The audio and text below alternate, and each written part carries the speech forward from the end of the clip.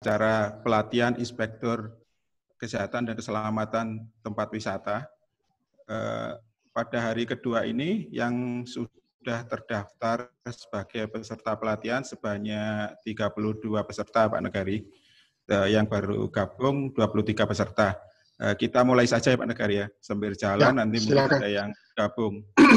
Nah, itu. Mungkin perlu ini Pak Negari, Joni sampaikan, untuk daftar ujian kita sepakat tanggal 2 Juni 2020, karena tanggal 1 Juninya kan tanggal merah Hari Kesaktian Pancasila. Jadi kita untuk hari Selasanya. Pancasila. Ya, Hari Kelahiran Pancasila. Ya Pak Negari. Jadi nanti akan di-sharing Pak untuk username sama password untuk bisa masuk ke SI Training. Jadi harus ada login username sama password. Makanya Bapak Ibu sekalian mohon ngisi formulir absensinya untuk alamat email dan nomor WA yang bisa dihubungi. Agar nanti dari Pak Atyana bisa sharing untuk username sama passwordnya. Begitu juga nanti Pak Atyana mungkin sudah dibentuk grup ya Bapak Ibu.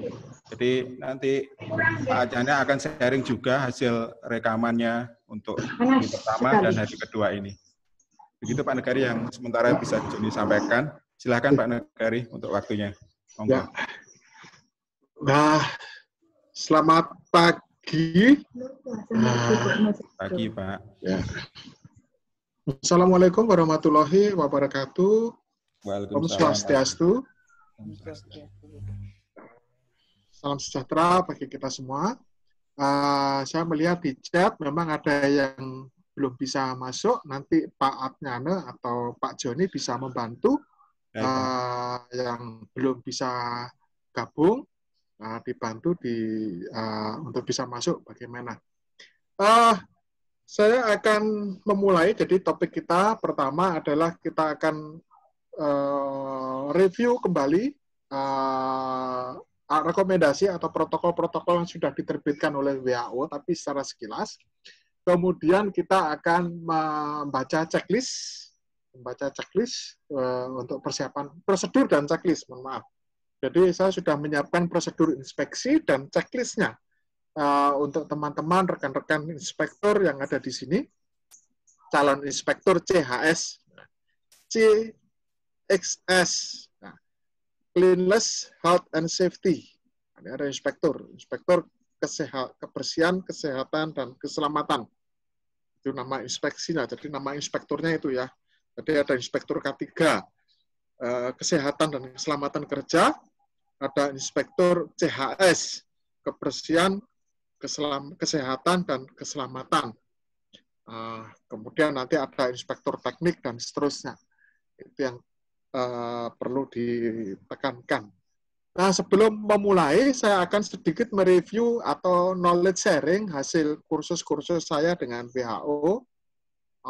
Nanti juga akan saya sertakan di dalam aplikasi SI Training. Nanti Bapak Ibu yang ada di sini bisa membaca atau mereview bahan-bahan pelatihan yang sudah saya dapatkan dari WHO. Karena ketika memulai ada muncul wabah pandemik, semua konsultan manajemen risiko memang diwajibkan untuk ikut kursus singkat yang diselenggarakan oleh WHO untuk kemudian nanti di-share ke sebanyak-banyaknya orang. Nah, ini mungkin saya akan sedikit sharing apa yang sudah kami dapatkan.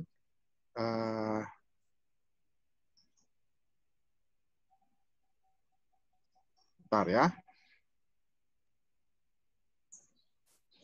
Maaf.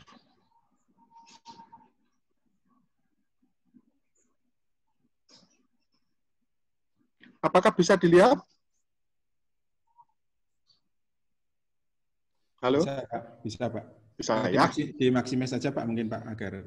Oh ya, dari masalahnya maksimis. Sebentar ya. Oke. Saya akan mulai dari sedikit tentang pelatihan dasar ISPA.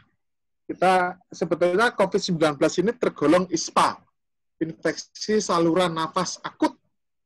Ya. Nah, jadi nanti kita akan informasi dasar dan bagaimana cara penularannya. secara sekilas saja. ISPA. ISPA itu adalah penyakit pada saluran pernafasan yang disebabkan oleh agen infeksius, yaitu virus pada umumnya. Jadi gejala pada umumnya timbul dalam hitungan jam sampai hari sejak terpapar oleh agen patogen, bisa virus, bakteri, atau kombinasi keduanya, atau patogen lainnya. Nah, infeksi saluran pernafasan akut ini bervariasi dari ringan sampai berat dan mematikan, tergantung dari interaksi antar patogen, inang, dan lingkungan. Beberapa infeksi dapat tidak bergejala, yang disebut dengan infeksi subklinis. Nah, gejala utama dari infeksi ISPA itu demam, hidung meler, bersin, batuk, lemah lesu, badan pegel-linu, sakit tenggorokan, sesak nafas, mengik, dan kesulitan bernafas di kasus-kasus berat. Nah, ISPA ini dibagi menjadi dua. Jadi ada infeksi saluran pernafasan atas. Jadi biasanya pada hidung dan tenggorokan. Kemudian ada infeksi saluran nafas bawah, infeksi paru, itu berupa pneumonia atau bronkitis.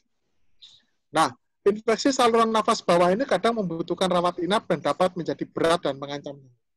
Jadi kalau kita menderita COVID-19, itu tergolong masuk dalam infeksi saluran nafas bawah kalau sudah parah. Nah, ISPA ini bisa menyebar secara luas. Setiap orang dapat terserang ISPA. Ya.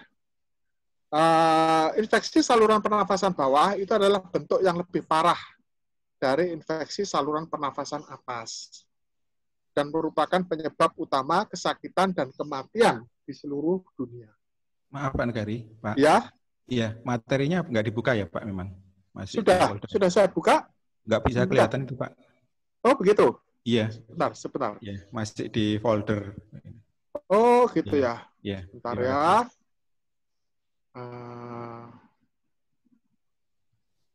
Sudah? Sudah Pak. Kelihatan ya? Kelihatan Pak. Ya, oke. Mohon maaf, moderator.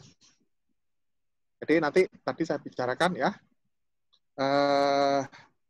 Sekarang lain, infeksi saluran nafas bawah ini dapat menjadi serius dan mengancam nyawa, khususnya pada kelompok usia lanjut, wanita hamil, dan mereka memiliki masalah kesehatan yang kronis, yang di dalam COVID-19 mungkin disebut dengan komorbid ya.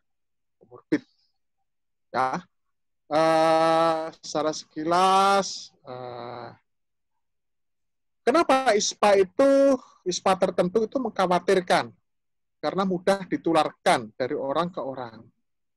Penyakitnya parah, ya penyakit tinggi, kematian, dan risiko gejala sisa, komplikasi, dan efek jangka panjang. Kemudian kurangnya kekebalan, jadi sebetulnya ISPA ini bisa ditanggulangi kalau kita memiliki kekebalan. Bisa dicegah kalau kita punya kekebalan. Tidak ada vaksin atau pengobatan atau resistensi terhadap pengobatan yang ada. Nah, patogen tidak dikenal atau baru. Ukuran wabahnya itu kecil banget. Ya. Contoh infeksi saluran nafas yang akut, sebetulnya sebelum COVID-19 ini sudah ada SARS ya. Maka COVID-19 ini disebut dengan SARS-CoV kedua, generasi kedua. Ya. Yang pertama yang sekitar ketika muncul di daerah Hong Kong, Taiwan ya, dan Hong Kong dan Taiwan sekitar waktu itu. Kemudian ada MERS-CoV-2. Nah, itu. Nah, sekarang muncul COVID yang kedua disebut dengan COVID-19. Nah, virus influenza itu dibagi menjadi dua, ada yang musiman dan ada yang non musiman.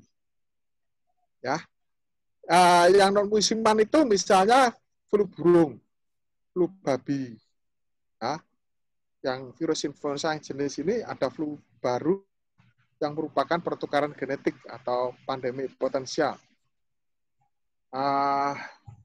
Untuk non musiman ini langka dari orang ke orang biasanya. Biasanya kontak langsung dengan hewan. Kemudian Jadi saat ini memang belum ada obat, ya, belum ada obat.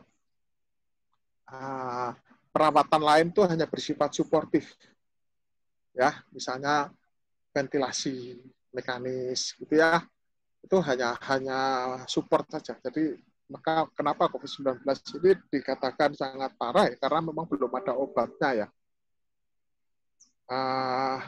Itu yang penting saya sampaikan.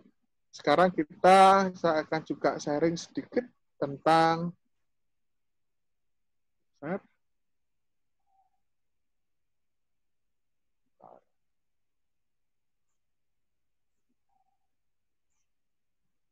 apakah bisa dibaca?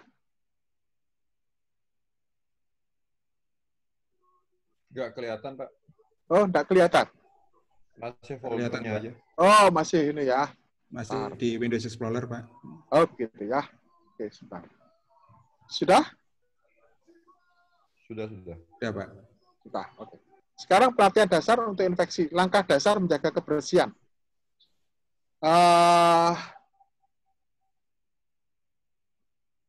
Pertama, langkah-langkah kebersihan dasar dari menurut saran WHO untuk ISPA termasuk COVID-19 itu ada kebersihan tangan, kebersihan pernafasan, menghindari kontak jarak dekat dengan orang sakit, itu ada 3. Kemudian kapan ketika kita menjalankan kebersihan tangan, itu di sini ada checklist. Ketika mempersiapkan makanan misalnya, kebersihan tangan itu dilakukan sebelum, selama, dan sesudah. Ketika makan, sebelum dan sesudah. Ketika kita bersin atau meniup hidung gitu, batuk atau bersin, sesudahnya harus cuci tangan. Ketika merawat orang sakit, ya sebelum dan sesudah. Ketika menyentuh hewan, menyentuh sampah, menggunakan toilet, itu sesudahnya harus membersihkan tangan. Catatan, jalankan kebersihan tangan sebelum dan sesudah menyentuh wajah dan hidung. Nah, ini ada acuan kebersihan tangan. Ketika tangan kelihatan kotor, gunakan sabun dan air bersih mengalir. Ketika tangan tidak kelihatan kotor, gunakan pembersih tangan berbahan dasar alkohol atau PTBA, atau sabun dan air bersih mengalir. Kemarin sudah saya jelaskan cara membersihkan, ya, cara mengusap tangan, cara mencuci tangan. Ya. Di sini ada catatan, jika menggunakan PTBA, hand sanitizer, itu selama 20-30 detik. Jika menggunakan sabun dan air bersih mengalir, perlu 40-60 detik. Untuk kebersihan pernafasan, tutup mulut dan hidung dengan tisu sekali pakai saat batuk atau bersin. Segera buang tisu tersebut ke tempat sampah bebas sentuhan tangan. Jadi tempat-tempat sampah nanti di tempat-tempat wisata itu bukan bukanya yang pakai tangan. Kalau semua tempat sampah harus dipastikan bukanya pakai kaki, ya. Dan itu harus dipastikan handal. Jangan sampai sudah injekannya rusak nggak bisa dibuka, akhirnya orang pakai tangan, itu berbahaya. Ya. Atau bersihkan dengan benar setelah digunakan seperti cuci sapu tangan dengan sabun atau deterjen biasa dengan air bersih mengalir. Jika tidak ada tisu, arahkan bersin ke siku terlipat Anda. Setelah itu, jalankan kebersihan tangan. Kemudian jaga jarak. Kurangi waktu kontak di tempat yang ramai, karena berkontak dengan orang yang sakit menjadi lebih tinggi di tengah kerumunan. Jaga jarak setidaknya 1 meter, lebih dari 1 jangkauan tangan dari orang yang batuk-batuk atau bersin-bersin. Jangan menyentuh, berjabat tangan, atau mencium. Ya. Ini ketika langkah-langkah kesehatan, ini khusus untuk para suster dan perawat. Barang-barang yang dianjurkan untuk dibawa, jadi sekarang harus ada pola hidup baru, ya. Pembersih tangan berbasis alkohol, ini para inspektur ketika mau ke lapangan harus selalu bawa hand sanitizer yang cukup, ya, jangan lupa hand sanitizer, tisu wajah untuk bersin atau batuk, termometer badan, ya, masker medis sekali pakai untuk jaga-jaga, kalau muncul gejala. Jadi para inspektur yang ada di sini sebelum melakukan inspeksi, ini adalah peralatan dasar yang harus dibawa. Ya, kantong plastik yang ditutup kembali untuk membuang sampah. Ya, ini ingat-ingat ya, para inspektur SI, Surveyor Indonesia, belum melakukan inspeksi, harus bawa alat-alat ini, peralatan ini.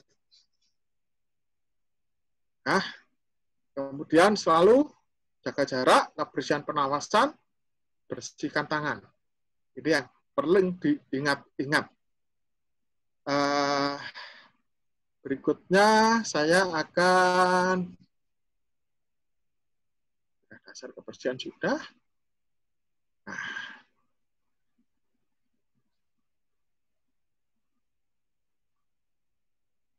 bisa dilihat materi ini? Bisa, Pak. Bisa. Bisa. Kapan dan bagaimana mengenakan masker medis? Ya.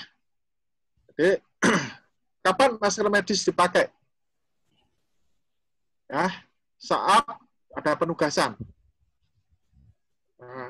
Terus kemudian ketika Anda berada di jarak dekat kurang dari 1 meter dengan orang-orang yang menunjukkan gejala pernafasan, ketika ditugaskan ke negara atau ke tempat yang lain yang kira-kira nanti akan berpotensi terjadi penularan, nah di sana wajib menggunakan masker medis. Nah, ini adalah langkah-langkah cara memakai masker. Ada 6 langkah. Sebelum menyentuh masker, cuci tangan dengan pembersih tangan berbahan dasar alkohol. Jadi, tangan dibersihkan dulu ya. Atau sabun dan air bersih mengalir jika tangan terlihat kotor. Ambil masker wajah dan periksa apakah ada sobekan atau lubang. Tentukan sisi atasnya yang ada pita logamnya. Pastikan sisi luar masker memang menghadap keluar, sisi yang berwarna. Ya, jangan dibalik ya. Ada kan isu-isu harus dibalik dan seterusnya. Kita ikut aja apa yang dikatakan WHO. Letakkan masker di wajah, tekan pita metal atau pinggiran masker yang kaku sampai menyerupai bentuk hidung Anda. Tarik sisi bawah masker sampai menutup mulut dan dagu. Nah, ketika melepas bagaimana?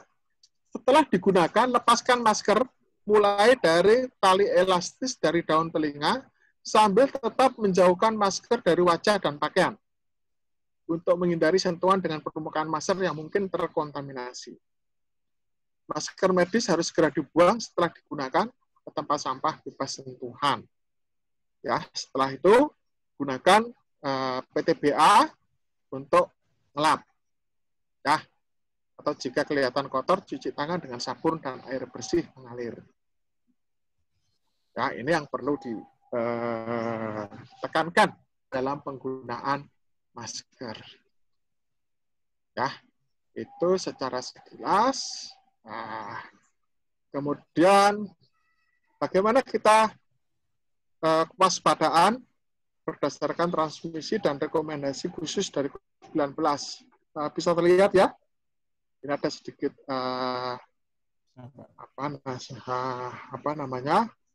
hal yang penting, hindari kontak jarak dekat, sering membersihkan tangan, terutama setelah kontak langsung dengan orang sakit atau lingkungannya.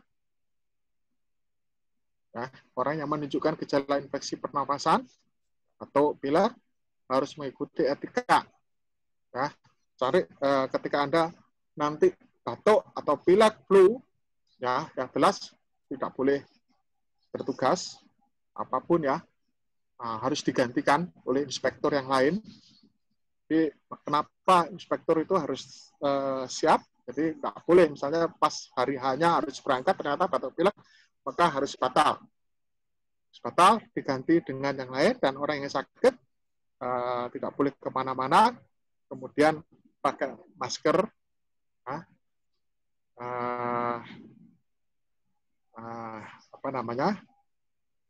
Nggak boleh keluar ya.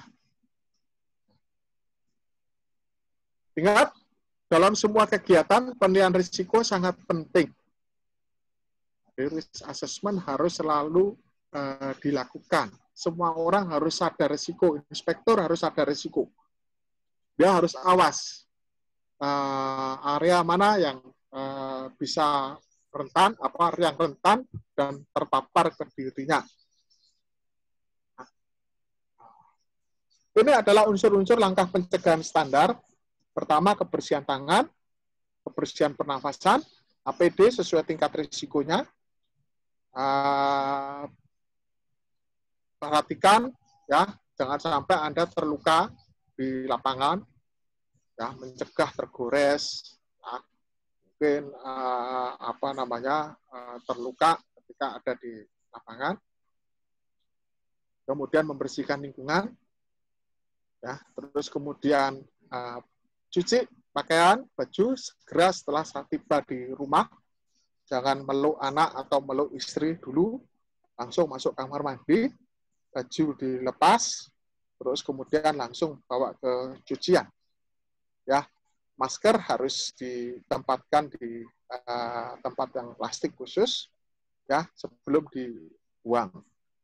Ya, kebersihan tangan, ya, kebersihan tangan itu dilakukan kapan dan bagaimana membersihkan, kemarin sudah kita jelaskan. Ingat, gosok tangan selama 20-30 detik, kalau menggunakan hand sanitizer, 40-60 detik ketika cuci tangan.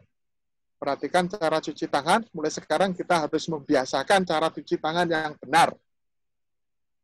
Ya, ketika pernafasan, penting, itu selalu dipatuhi ketika kita ada dimanapun. Terutama kalau berdekatan, jangan suka meludah sembarangan ya. Apalagi di tempat klien meludah. Wah, itu klien berhak memulangkan atau mengajukan surat keberatan kepada Surveyor Indonesia. Mengatakan bahwa inspekturnya tidak memiliki etiket yang baik. Ya, terus kemudian tisu, kantongi tisu yang sudah bekas ya, tisu bekas Anda mengelap wajah Anda sendiri, masukkan ke dalam kantong plastik yang Anda bawa sendiri. Ya, jangan dibuang di tempatnya klien. Ini aturan baru. Jadi jangan buang sampah bekas wajah Anda, tisu bekas menyeka hidung wajah di tempatnya klien. Harus masukkan ke plastik, nanti buangnya di kantor atau di rumahnya masing-masing ya, atau di tempat pembuangan sampah yang sudah ditetapkan. Nah, kemudian Anda juga dibekali dengan termometer ya, untuk cek tubuh Anda sendiri ya, sebelum dan sesudah, terus apalagi sebelum, meskipun nanti di tempat klien akan diperiksa, tapi minimal setiap saat Anda harus cek tubuh Anda sendiri. Nah, ini adalah masker yang direkomendasikan. Ketika di tempat klien, selalu gunakan medical mask. Jangan pakai homemade masker ya. Ini di tempat klien, standarnya inspektur SI harus pakai medical masker. Ya, itu yang perlu disampaikan. Nah, untuk inspektur-inspektur yang nanti masuk ke dapur, dapur, restoran, maka sebelum menggunakan topi, tolong rambut ditutup. Ya, pakai sarung tangan. Ya, sarung tangan. Terus ketika pakai di dapur, di toilet, meriksa di toilet, tolong bawa kacamata safety. Karena Anda sudah dibelikan kacamata safety ya, masing-masing harus pakai kacamata. Jangan sembrono di tempat klien, tidak pakai alat pelindung diri yang lengkap. Dan itu harus didokumentasikan. Nanti kami di surat, klien berhak menolak kedatangan Anda ketika menggunakan. Nah, ini mungkin teman-teman ITDC, nanti kalau ada Surveyor Indonesia, inspekturnya nggak pakai APD yang lengkap, silahkan diusir aja. Nah, itu yang perlu jadi jadikan semuanya. Setiap kita kerja harus lakukan penilaian risiko. Ya, penilaian risiko. Semua harus melakukan penilaian risiko. Harus awas dan itu jadikan rutinitas. Ya. Jadikan rutinitas. Jadi sebelum kerja selalu awas gitu ya. Tadi sudah saya jelaskan prinsip-prinsip penggunaan alat pelindung diri. Bagaimana menggunakan APD. Itu secara sekilas apa yang saya dapatkan pelatihan dari WHO. Sekarang saya akan mereview satu persatu apa yang menjadi rekomendasi WHO. Semua dokumen yang saya cantumkan di sini, Bapak Ibu, itu bisa diakses, bisa dibaca kembali. Tugas seorang inspektur, sebelum dia ke lapangan, dia harus membaca dulu. Membaca dulu guidance dari WHO, dari Kementerian Kesehatan, atau dari lokal, itu dibaca dulu. Diingat, meskipun Anda sudah hafal gitu ya, tolong dicek lagi. Ya, ini para inspektur surveyor desa harus ingat itu. Selalu membaca.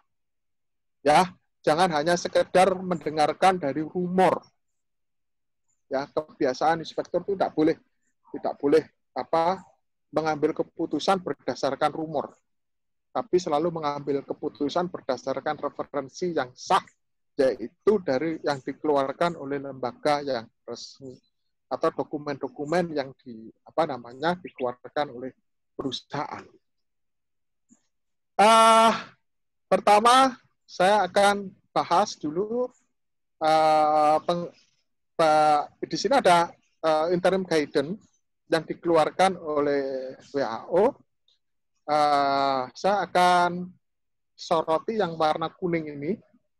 Ya, ini adalah bagaimana penggunaan APD terkait COVID-19. Saya akan soroti yang berwarna-warna kuning aja, nanti data lengkapnya bisa Anda baca.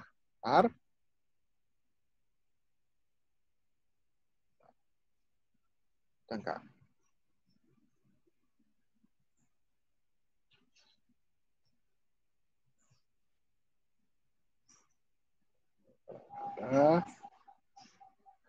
Ini tidak penting karena APD sudah saya ringkas. Nah, di sini ada mungkin saya soroti di sini.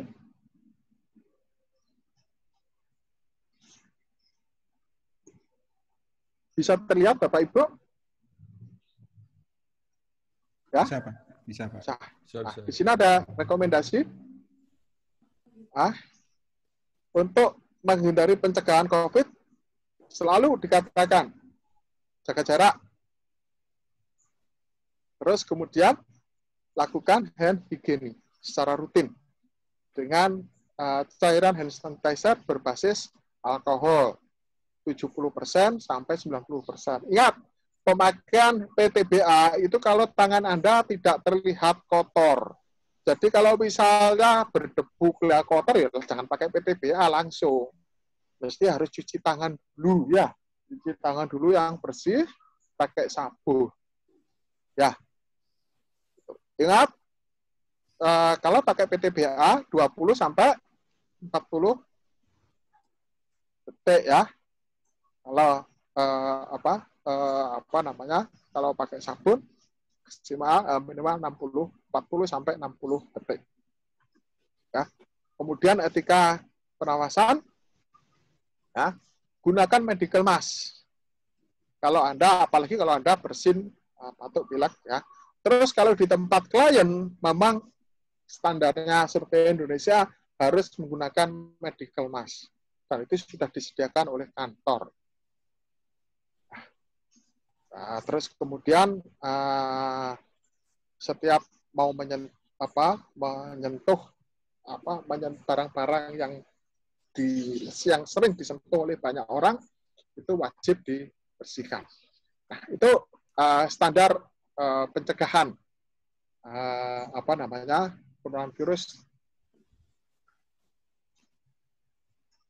Oke, yang lain. Sekarang saya akan menjelaskan kapan sih dilakukan desinfektan. Ya, desinfektan di permukaan itu kapan dan bagaimana desinfektan itu. Nah, ini adalah petunjuk bagaimana membersihkan dan mendisinfektan dari permukaan-permukaan dalam konteks COVID-19.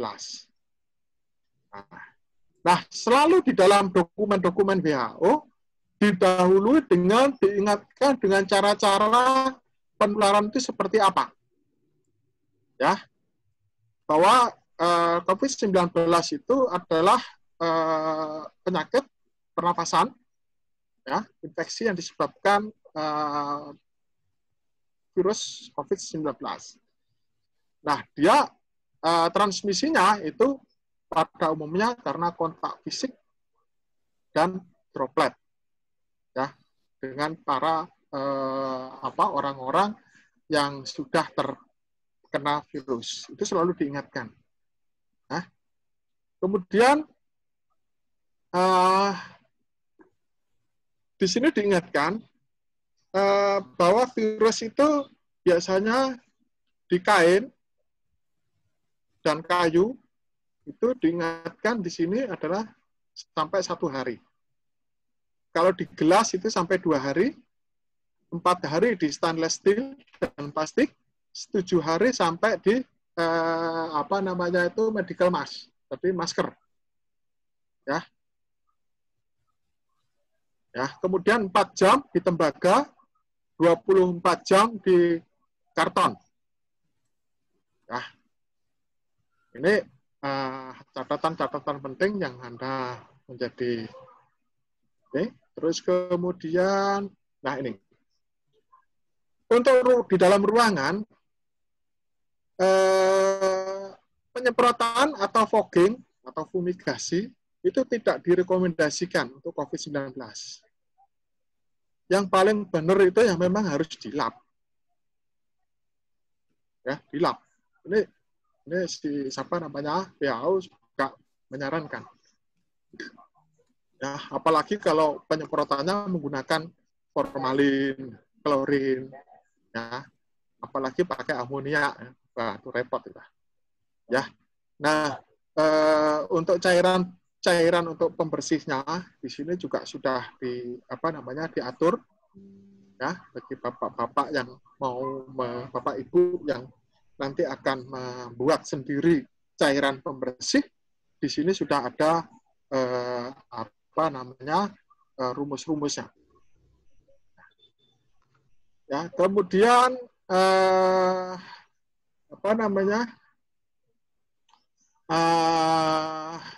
teknologi-teknologi yang lain bisa dipakai, nah, tapi sebetulnya kurang direkomendasikan.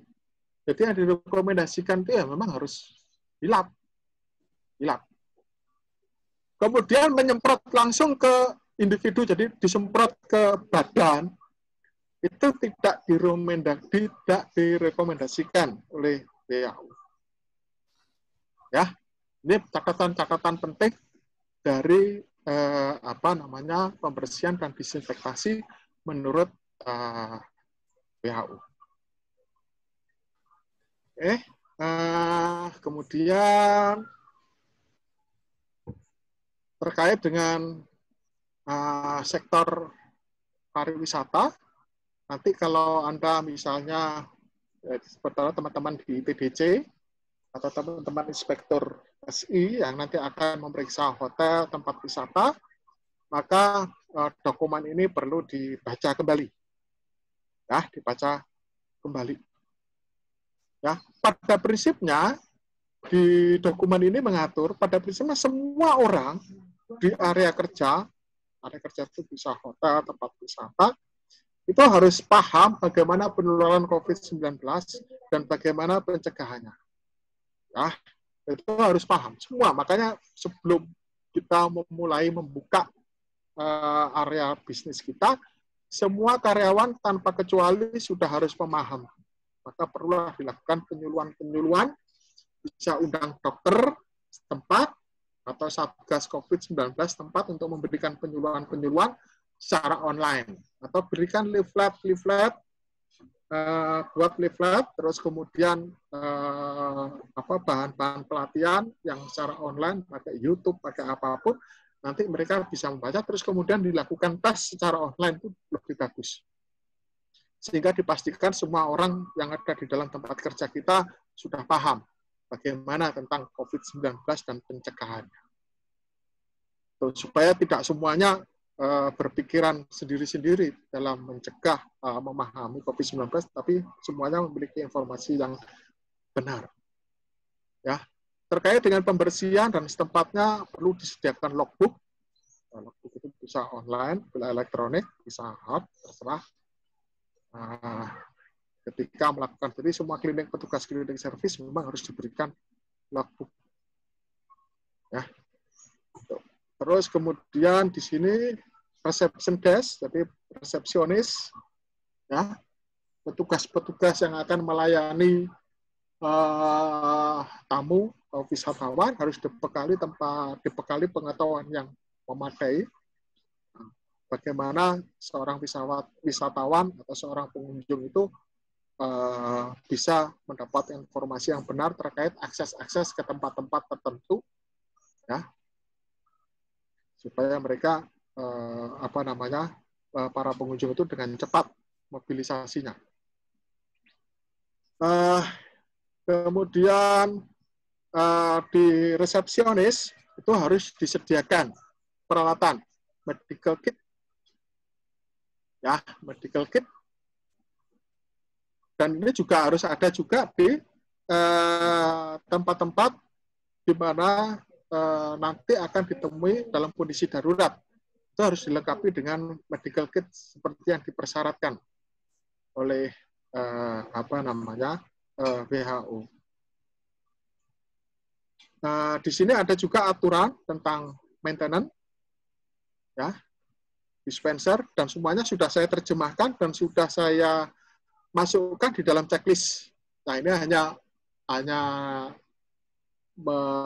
memberikan panduan kepada teman-teman. Kalau misalnya di checklist nanti ragu gitu ya, silakan Anda baca langsung di dokumen aslinya sebagai referensi. Tapi ini semuanya sudah saya pindahkan ke checklist, jadi jangan khawatir. Nah, kemudian untuk food business juga demikian. Di sini juga ada panduan.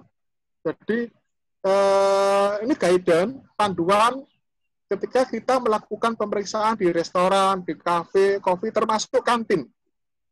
Ya, kantin. Nah, di sini ada pengaturan juga tentang kantin. Nah, di bawah. Nah, ini. Apa yang dilakukan di kantin itu nanti juga diatur. Ya. Terus kemudian misalnya di restoran atau di retail itu kan ada makanan-makanan yang dipajang itu. Nah, ketika kita mengaudit atau menginspeksi tempat-tempat yang di mana ada makanan yang dipajang, nah ini ada ketentuannya sendiri. Ada ketentuannya sendiri. Nah, ini perlu dibaca kembali ya, dibaca kembali. Termasuk juga sopir atau kendaraan yang digunakan untuk mengangkut bahan makanan atau makanan jadi, itu juga ada aturannya. Ya, ini perlu dibaca kembali untuk para inspektor, tapi ini semua sudah saya masukkan ke checklist. Nah, hanya nanti ini adalah bahan bacaan bagi para inspektur sebelum bekerja. Nanti ada dimasukkan di dalam prosedur. Nanti inspektor juga salah satunya harus memeriksa sistem sanitasi dan waste management di tempat-tempat sampah, pengolahan sampah dan seterusnya. Nanti juga akan menjadi objek kita, objek inspeksi kita. Nah, untuk itu Anda harus membaca ini, water sanitation, hygiene, dan waste management untuk COVID-19 virus. Ya, di sini diatur bagaimana menjaga higienisitas air bersih yang diatur. Jadi nanti perlu dicek sistem air bersih di tempat-tempat yang menjadi objek inspeksi kita. Ya, bagaimana catatan menjaga pH, menjaga cara mereka mendisinfektasi air bersih itu seperti apa. Nah, itu metodenya banyak, ya, metodenya banyak. Tapi yang jelas ini adalah yang direkomendasikan dan ini juga menjadi objek inspeksi kita. Nah, ini adalah beberapa referensi yang sudah saya kumpulkan untuk menjadi bekal para inspektur membaca, merefresh kembali, ya sebelum kerja itu di-refresh kembali protokol-protokol yang dibuat oleh klien, ya atau bapak-bapak ITDC di sini sedang menyusun protokol, mohon dibaca kembali guidance dari WHO yang tadi saya sampaikan. Ya, saya sampaikan itu menjadi bahan referensi bagi petugas yang membuat protokol ataupun bagi inspektur yang nanti akan melakukan inspeksi. Kira-kira begitu secara sekilas referensi yang perlu dipahami oleh para inspektur. Nah, selanjutnya Bapak Ibu, saya akan memulai dengan checklist, karena checklistnya cukup banyak, ada 28 lembar. Jadi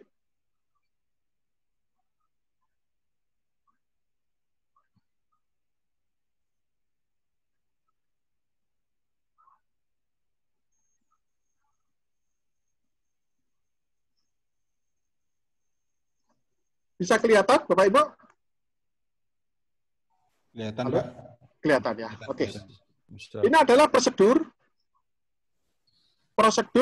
Tadi sebelum masuk ke checklist, saya akan menjelaskan prosedurnya dulu ya, para inspektur.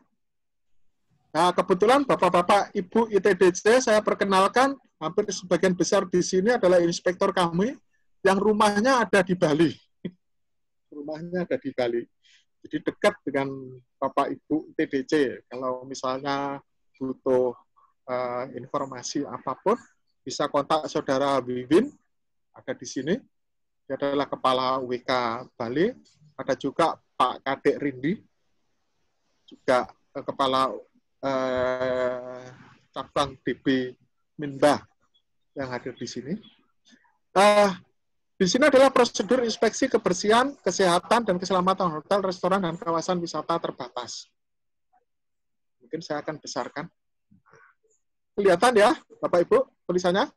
Kelihatan, Pak. Oke.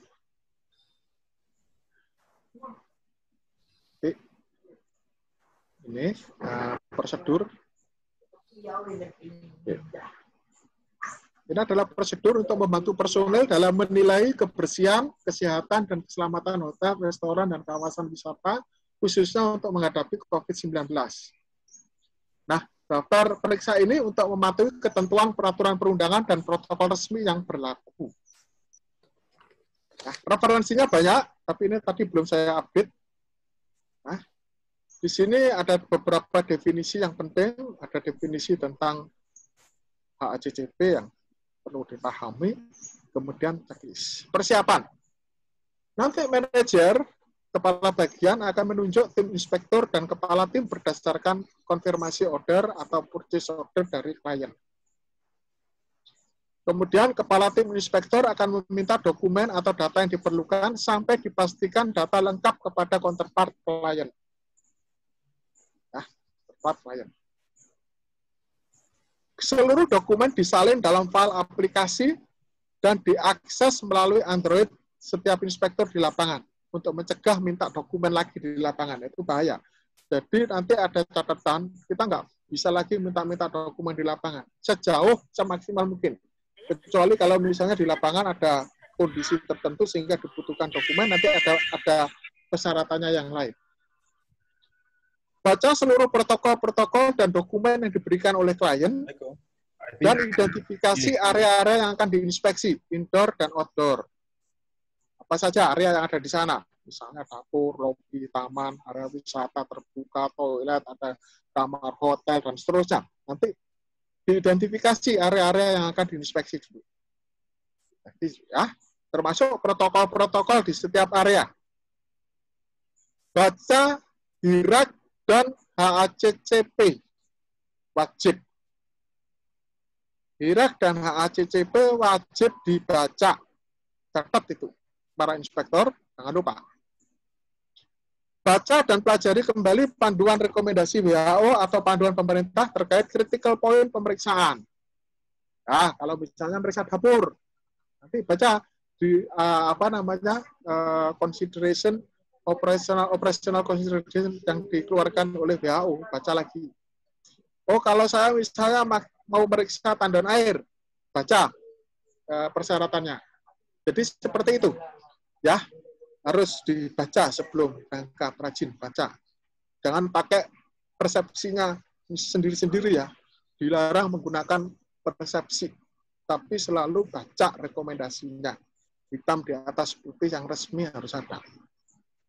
Ya, buat checklist tambahan. Jadi nanti Pak Joni itu sudah membuat aplikasi checklist, di mana nanti akan ditambahkan checklist tambahan ya, yang sesuai dengan konteks objek yang akan diinspeksi dengan format tertentu. Dan nanti akan dikonfirmasi dan diverifikasi melalui tim counterpart. Nah, checklist tambahan ini diisi dalam aplikasi dan akan diingatkan oleh aplikasi secara otomatis. Jadi, aplikasi yang dikembangkan Pak Joni itu nanti akan memberikan warning. Jadi, kalau misalnya ada checklist yang belum diisi, belum lengkap, nah Anda nggak akan bisa keluar dan tidak akan bisa memberikan laporan. Harus dilakukan verifikasi. Ya. Jadi semuanya dilengkap dulu. Nah, terus kita mau berangkat. Ketika mau berangkat, pastikan membawa surat tugas dan ID. Ya, ID card dan surat tugas harus dibawa dan ditunjukkan ke counterpart. Ya, kalau nggak bawa surat tugas dan ID card, klien berhak memulangkan. Pastikan sudah mengontak tim counterpart klien dan mengatur jadwal inspeksi. Siapa, Pak A, Pak B, Pak C, Bu A, ya, kapan waktunya ketemunya diam. Siapkan Android atau Apple kalau pakai iPhone pakai iPhone. Ya. Yang di dalamnya ada aplikasi PDF, ya, termasuk referensi-referensi itu di-download dari aplikasi. Sudah lengkap di sana. Untuk keperluan diskusi kan Anda harus bawa referensi ya. Bawa protokol dari WHO, rekomendasi dari WHO. Protokol-protokol klien sudah ada di dalam aplikasi. Jadi tidak perlu lagi nyari-nyari atau minta sana, minta sini. Itu membuang waktu. Dan aplikasi checklist. Nah, usahakan Android dan iPhone. Jadi jangan pakai HP yang jadul, nggak ada kameranya. Bawa headset. Karena nanti gimana? Karena nanti di kantor SI Surabaya atau di tempat yang lain nanti ada tenaga ahli yang akan membantu. Jadi kalau misalnya Anda ragu-ragu di lapangan, Anda bisa kontak secara online, berkomunikasi dengan online dengan tenaga ahli yang nanti akan kami sediakan. Misalnya, Pak, ini kok kayak begini ya, apa yang harus dilakukan? Nanti kita memberikan advice secara online. Ya, tidak usah khawatir. Ya, dengan supervisor atau tenaga ahli di kantor yang sudah disiapkan oleh perusahaan. Jadi nggak perlu khawatir. Pastikan membawa APD standar seperti standar inspektur CHS. Overall, topi, safety shoes, masker, sarung tangan, semua berwarna putih dan dalam kondisi bersih, sudah dicuci dan setrika. Jangan menggunakan overall peralatan APD dari satu klien ke klien yang lain. Itu dilarang. Misalnya besok ke klien A, misalnya besok ke ITDC, besoknya lagi ke Sanur atau kemana begitu, bajunya itu dipakai, itu namanya memindahkan masalah ke tempat yang lain. Jadi bisa harus buka dua. Ya. Coverall dan APD dipakai di lokasi, ya, jangan dibawa dari rumah dipakai ya sepanjang jalan, urusannya panjang. Ya, kemudian ganti di ruang ganti yang disediakan klien. Pastikan membawa cairan hand sanitizer yang cukup. Sampai di sini, paham ya? Jadi membawa hand sanitizer yang cukup. Jumlah inspektur minimal 3-5 orang tergantung luasan ya. Kenapa harus 3 atau 5 ya Pak ya? Kenapa nggak 1 saja? Ini masalahnya transmisi. Ya, transmisi. Karena apa? Nggak bisa pindah-pindah ruangan seenaknya. Ya, 1 orang periksa dapur dan restoran, terus kemudian nanti terus selesai terus pindah tempat lain. Nggak bisa nih. Jadi ada jalur khususnya ya. 1 orang memeriksa area non dapur dan restoran, misalnya kamar, lobi, lorong, jalur evakuasi. 1 orang memeriksa area outdoor. Ya, pastikan setiap orang menyelesaikan pekerjaan di areanya dengan lengkap sebelum membantu rekannya di tempat yang lain. Ya, jadi supaya, tapi yang jelas tidak bisa dari outdoor pindah ke dapur itu tidak boleh. Ya, yang bisa membantu itu orang yang di dapur dan restoran itu bisa membantu di tempat yang lain. Karena dapur dan restoran itu paling higienis ya. Paling higienis. Apalagi nanti terus orang dari outdoor pindah lagi, nggak bisa. Tidak diperkenankan pindah area sebelum melakukan protokol desinfektan tangan dan sebagainya. Ini adalah persiapan yang perlu diperhatikan. Uraian prosedur. Persiapkan form daftar periksa checklist yang ada di lampiran prosedur ini. Tidak diperbolehkan meminjam alat tulis dari klien. Tidak diperkenankan. Hindari meminta dokumen langsung ke personel counterpart di lapangan. Karena protokol dan dokumen yang sudah ada, dalam file di masing-masing Android. Apabila karena sesuatu hal harus meminta dokumen tambahan karena konteks yang sangat urgent di sana, maka Anda semaksimal mungkin tidak menyentuh dokumen tersebut. Apabila terpaksa menyentuh, sebelumnya Anda harus melakukan desinfektan tangan dan setelahnya melakukan desinfektan kembali. Ini penting. Lakukan identifikasi di area tersebut, mana area yang kurang bersih sampai area yang paling tidak bersih. Anda berjalannya itu dari area bergerak dari area yang kurang bersih menuju area yang paling tidak bersih. Kira-kira begitu. Ya, jangan semrawut jalannya ke sana kemari. Nah, itu repot. Boleh. Gunakan masker dengan benar, jangan sekali-kali melepaskan masker dan jaga jarak dengan personel yang tidak menggunakan masker. Ketik informasi data area yang akan diinspeksi. Jadi kalau Anda bergerak dari ruangan satu ke ruang yang lain, Anda identifikasi area apa yang Anda kunjungi di sana. Di aplikasi di ketik. Nanti Pak Joni sudah membedakan aplikasinya. Nah, informasi ditulis sedemikian rupa sehingga kalau misalnya ada penelusuran kembali dengan mudah. Misalnya ini kamar nomor berapa ya kamar nomor lantai 5 atau lantai 6 nggak jelas gambarnya, repot tidak. Boleh seperti itu.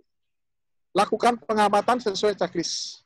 Apabila ada keraguan dalam mengambil keputusan, kontak supervisor dan tenaga ahli melalui aplikasi media online. Semua temuan dikonfirmasi ke tim counterpart dan didokumentasikan menjadi laporan resmi. Selalu komunikasi menggunakan media online untuk bantuan pengambilan keputusan di lapangan yang bersifat teknis dan non-teknis. Zaman sekarang sudah inspeksi bisa remote ya, jadi apapun bisa dilakukan. Sebelum meninggalkan area inspeksi, Anda harus menekan tombol selesai. Jadi setiap area akan tombol selesai. Selesai dalam aplikasi. Apabila ada checklist yang masih belum lengkap, maka akan diingatkan secara otomatis oleh aplikasi untuk dilengkapi. Jadi dia selesai, tapi kalau masih ada yang kosong, nah itu pasti akan diingatkan. Dan itu nggak bisa, harus selesai dulu. Termasuk sebelum memperoleh informasi dari tim counterpart. Harus ketik confirm, klien confirm, bilang confirm, langsung diklik. Hasil inspeksi setiap area akan dapat dimonitor oleh manajemen klien, termasuk manajemen SI secara online dan real time. Jadi pelaporan-pelaporan itu nanti klien kita, Bapak misalnya dari ITDC akan diberikan akses untuk melihat laporan secara online dan real time. Di mana area akan ada temuan, nanti akan ada warning di sana, dan perlu dilakukan konfirmasi segera. Lakukan protokol desinfektan sampai di kantor atau rumah. Kira-kira demikian prosedurnya. Ada yang ditanyakan sebelum saya masuk ke checklist? Silakan. Silakan Bapak Ibu yang mau diskusi langsung atau tanya.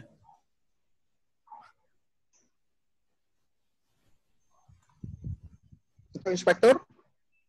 Jelas ya? Pak izin Pak, tanya Pak. Oke. Pak Made Sugiantara. Ini Pak. Pak Made. Saya Made Sugiantara. Oh, Pak Made Sugiantara. Ya, begini Pak. Kami sering melihat di lapangan, di antara ini Satpam, dia menggunakan gloves yang warnanya putih. Gloves. Seperti plastik tuh Pak. Seperti karet. Iya. Nah, dan kami melihatnya rada aneh dikit Pak. Anehnya kenapa?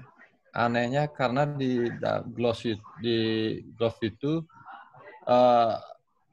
orangnya itu berkeringat Pak, sampai sarung tangannya itu seperti ada airnya Pak. Iya, iya. Apakah itu termasuk higienis Pak? Soalnya kami itu terus terang orang di lapangan terutama kena terik matahari. Iya. Apakah tidak ada sarung tangan yang lebih baik Pak? Seperti itu Pak. Ya. Gini. Baik Pak. Pemakaian sarung tangan Pak di lapangan menurut WHO, sarung tangan di lapangan ya, jadi sehari-hari itu sebetulnya tidak disarankan Pak. Tidak disarankan. Karena sarung tangan itu kadang-kadang karena sudah merasa pakai sarung tangan, terus kemudian dia berlaku sembrono. Memang yang paling bagus ya, nggak usah pakai sarung tangan Pak, tapi kemudian ada fasilitas untuk dia secara rutin cuci tangan. Kemudian memang ini masalah budaya, setiap orang nggak boleh pegang mata, hidung dan mulut gitu Pak. Jadi ini masalah budaya Pak.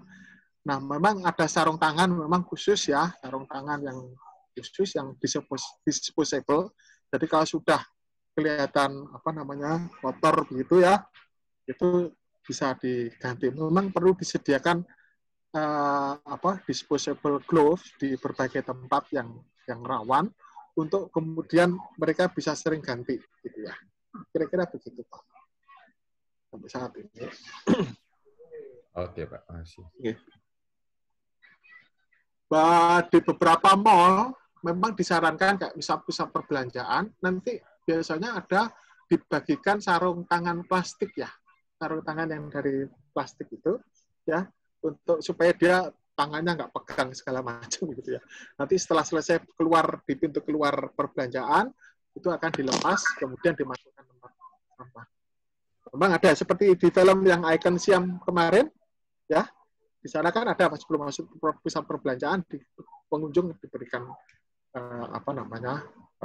sarung tangan. Tapi pada dasarnya yang paling penting bukan sarung tangannya Pak. Ini budaya bersih tangannya, membersihkan tangannya sesering mungkin.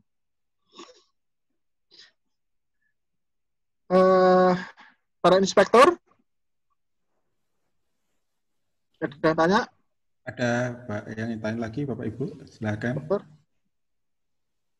Pak Kadek. Pak Kadek ya, silakan. Selamat pagi Pak Geri. Ya, pagi Pak. Ya, terkait prosedur CHS, ini kan merupakan dokumen terkendali Pak G.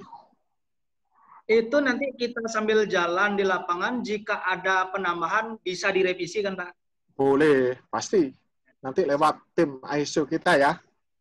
Baik. Oke. Jadi kalau ada penambah. Ya.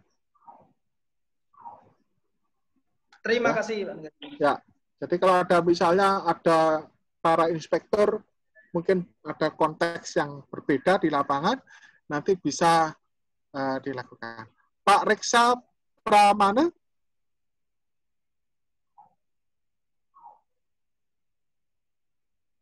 Silakan Pak Reksa. Monggo.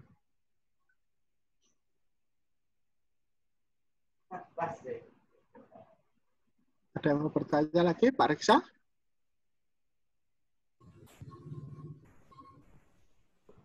Yes. Ya, Pak. Monggo, Pak.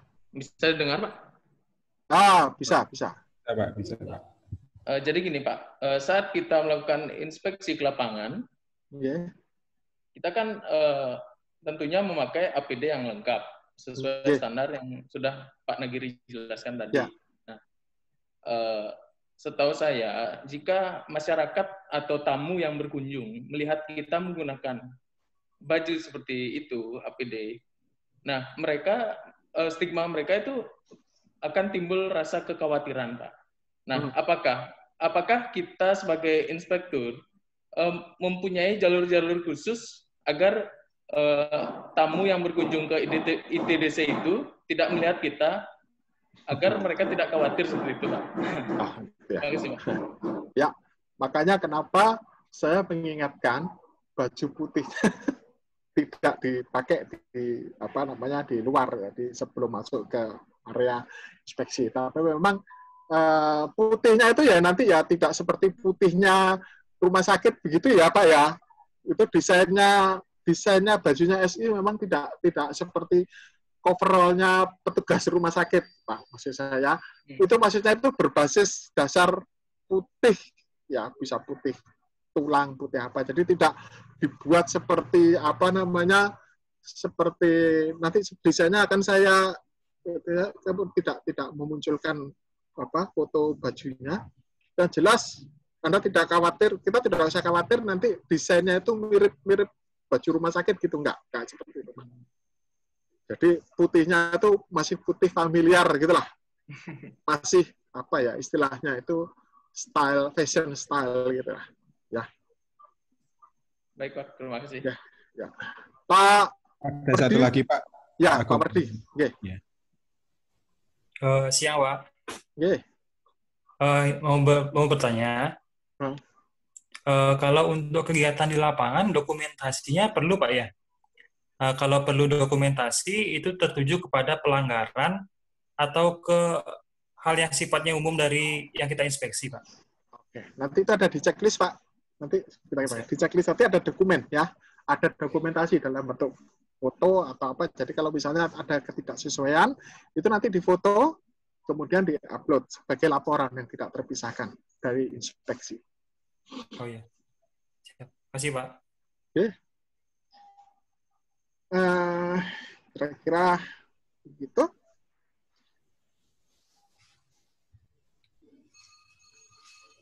Oke, Pak, saya akan lanjut dengan checklist ya. Oke, Pak, silakan.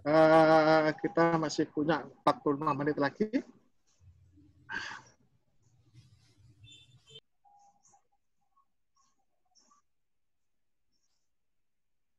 Bentar, Pak, saya akan buka dulu.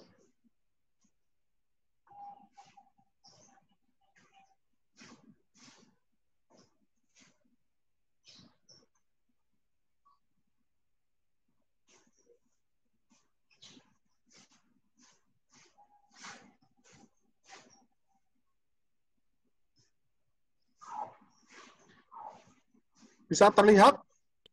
Lihat, Pak. Oke. Ini ada 28 lembar. Cukup tebal. Ya, apa-apa lah. Udah, Mbak. Nah. Jadi nanti ini ada data, Mbak isi. Nanti tim counterpartnya siapa? Terus nama inspektur.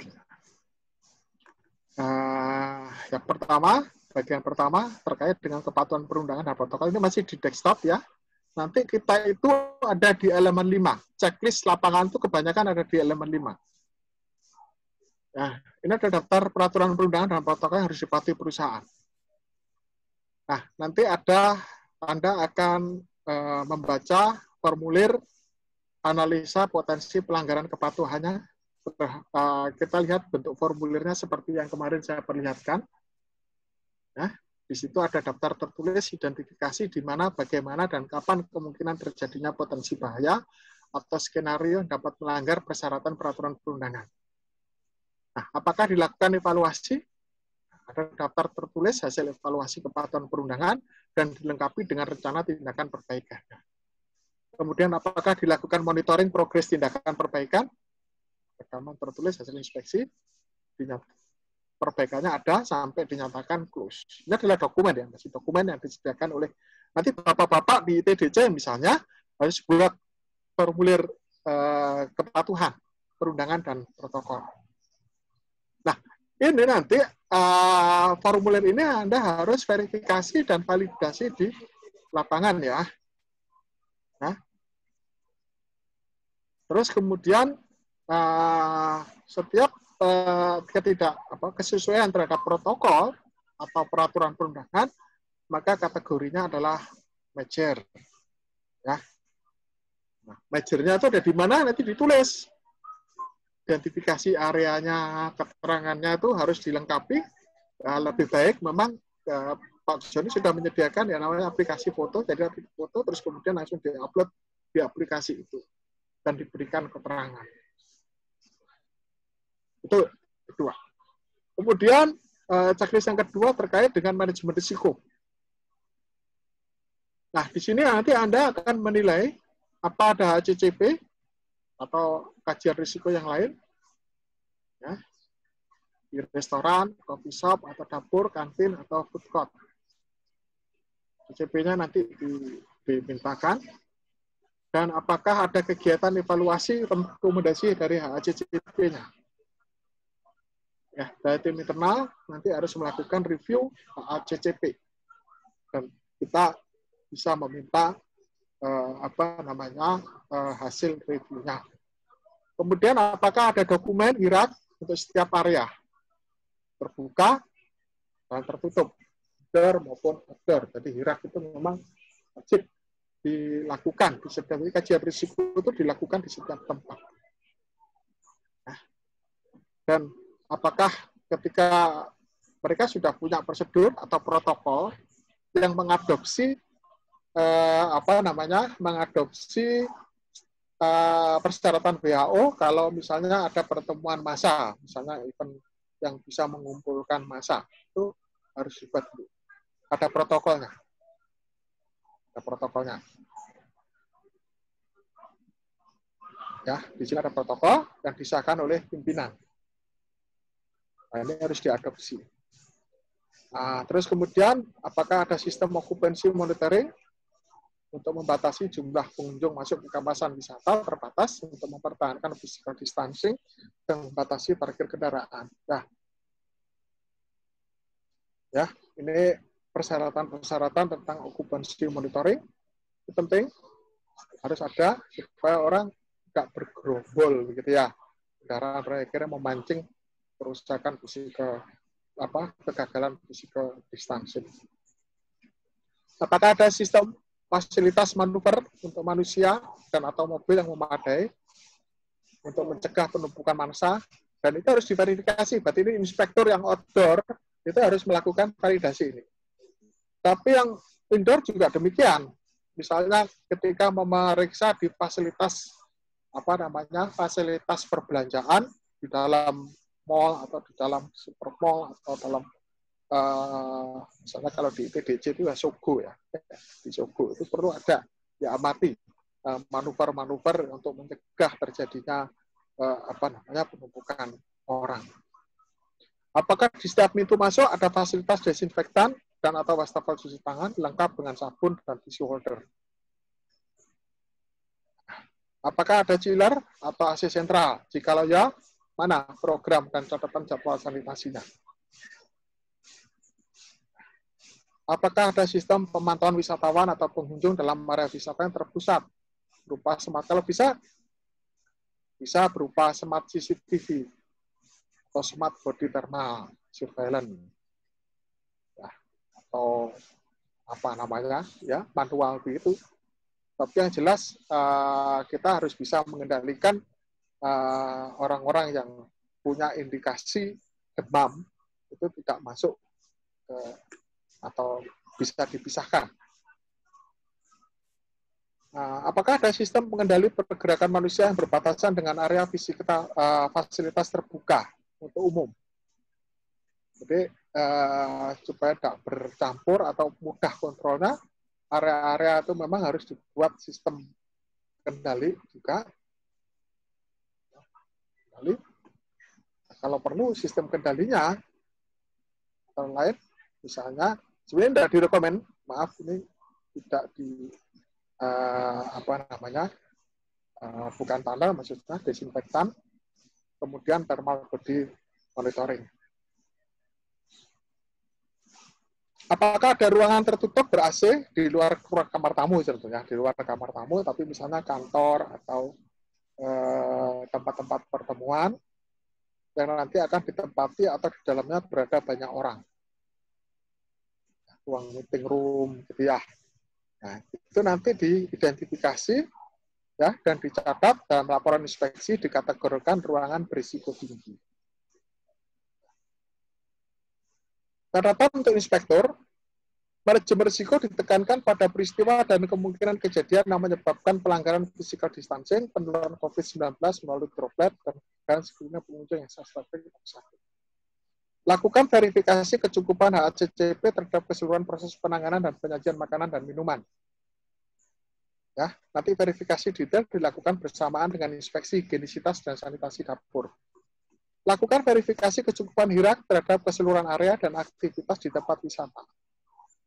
Lakukan wawancara dengan karyawan secara random setiap area terkait potensi bahaya. Ini untuk menguji kesigapan, pengetahuan, dan kompetensi dari karyawan atau orang yang bekerja. Bagaimana tanggapan mereka, pengetahuan mereka tentang COVID-19, dan bagaimana mencegah penularan. Nah, mungkin ada tempat wisata yang mungkin ada datang langsung dari bandara yang sudah mengalami desinfektan dan dipastikan tidak ada intervensi atau kemungkinan kejadian yang berdampak di tersebut. Biasanya mereka disediakan jalur khusus. Biasanya begitu. Ya, supaya tidak bercampur dengan pengunjung yang lain yang belum didesinfektan. Masa berkali-kali didesinfektan, berkali-kali diperiksa, lama-lama orang nggak nyaman juga. Identifikasi area dan aktivitas berisiko tinggi secara mandiri, cocokkan dengan hasil analisa perusahaan, dengan klien maksud saya. Berikan penilaian dan diskusikan dengan PIC perusahaan apabila terjadi perbedaan. Berikan catatan, jadi mungkin di lokasi itu Anda punya kajian atau mengidentifikasi potensi bahaya, tapi terus kemudian di dokumen HIRAK-nya tidak ada, ini perlu diklarifikasi. Nah, diklarifikasi di lapangan.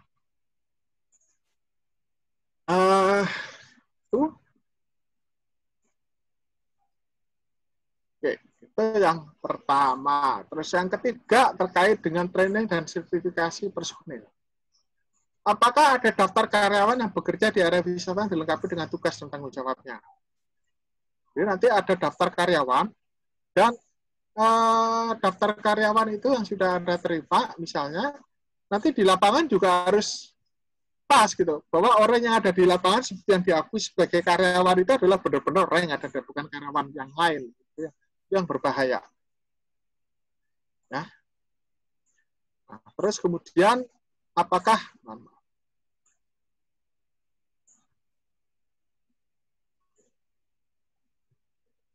ada rekaman kegiatan penyuluhan yang diikuti oleh semua karyawan, terutama terkait penularan COVID-19? Apakah ada rekaman kegiatan penyuluhan yang diikuti oleh semua karyawan, terutama terkait pemakaian APD? Apakah ada rekaman kegiatan awareness yang diikuti oleh semua karyawan terkait bagaimana menanggapi keadaan darurat? Jadi kalau misalnya ada info di area itu atau melihat misalnya ada orang yang suspek atau punya gejala COVID-19, tamu atau wisatawan, apa yang harus mereka lakukan? Bagaimana respon mereka? Yaitu harus diwawancara nanti. Diwawancara. Dan semua karyawan pasti harus mendapatkan penyuluhan itu, otomatis nanti diklarifikasi di lapangan, dicek. Siapa, kalau misalnya terjadi seperti ini, apa respon mereka? Apakah ada daftar pelatihan dan sertifikasi profesi yang wajib diikuti oleh karyawan? Biasanya setiap profesi di hotel atau tempat wisata itu biasanya mereka ada namanya sertifikasi wajib. Nah, ini perlu diklarifikasi. Nah, tapi ini bukan menjadi temuan major terkait COVID-19. Hanya merupakan observasi. Nah, observasi. Apakah seluruh karyawan dilengkapi dengan surat keterangan sehat terkait COVID-19 dan apakah masih valid? Nah, apakah ada kebijakan tertulis terkait COVID-19 secara rutin? Jadi ada protokol-protokol rutin terkait COVID-19 di semua area itu wajib ada, termasuk kebijakan misalnya kalau yang sakit tidak bisa masuk, gitu ya, itu ada kebijakan tertulis. Nah, ini ada temuan, ada catatan penting, identifikasi personel yang tidak ada dalam daftar. Identifikasi personel yang tidak dapat menjawab dengan tepat. Lakukan wawancara lagi apabila diketemukan orang yang tidak dapat menjawab dengan benar. Sampel sejumlah akar. Jumlah karyawan hadir ini berapa? Bulatkan ke atas, kemudian di akar. Anda harus buat sampel seperti itu. Nah, apabila lebih dari 10% dari sampel tidak menjawab dengan benar, dikategorikan minor. Dan wajib direkomendasikan penyuluhan kepada semua karyawan. Apabila kurang dari 10% dikategorikan observasi. Bisa dipahami ya? Jadi wawancara, tanya gitu ya, di area itu jumlah karyawannya ada berapa yang hadir, kemudian diwawancara. Nah, kalau misalnya lebih dari 10% sampel, nah itu temuan minor. Perusahaan harus mengulang kembali atau memberikan penyuluhan sebanyak-banyaknya ya. Kemudian sosialisasi dan awareness. Apakah ada banner atau spanduk terkait pencegahan COVID-19 di setiap area dan terbaca dengan jelas? Ya, bagaimana penularan dan bagaimana pencegahannya yang relevan dengan, tapi tentunya tidak asal pasang ya, pasti harus mempertimbangkan estetika, ya kenyamanan itu harus dipertimbangkan, terutama kita terkait dengan area wisata ya, yaitu klien sendiri. Apakah ada petugas yang mengatur mobilisasi pengunjung dan memberikan penjelasan agar pengunjung mematuhi persyaratan pencegahan di area yang memungkinkan terjadinya antrean atau kerumunan orang? Jelas ya, di sini ada petunjuknya. Apakah ada petunjuk, respon, dan penanganan keadaan darurat terkait COVID-19 berupa banner atau spanduk atau leaflet yang terbaca dengan jelas? Apakah ada tali pembatas dan atau marking untuk menjaga physical distancing di setiap area yang berpotensi ada kerumunan atau antrean? Apakah ada tanda peringatan menggunakan masker dan menjaga jarak di berbagai tempat dan terbaca dengan jelas? Apakah ada petugas khusus yang memberikan peringatan kepada pengunjung agar mematuhi persyaratan penggunaan masker dan physical distancing? Jadi, pertama, Anda harus catatan untuk inspektur, lakukan survei setiap area yang berpotensi ada antrian dan kerumunan, periksa adakah banner atau tanda-tanda peringatan physical distancing dan masker.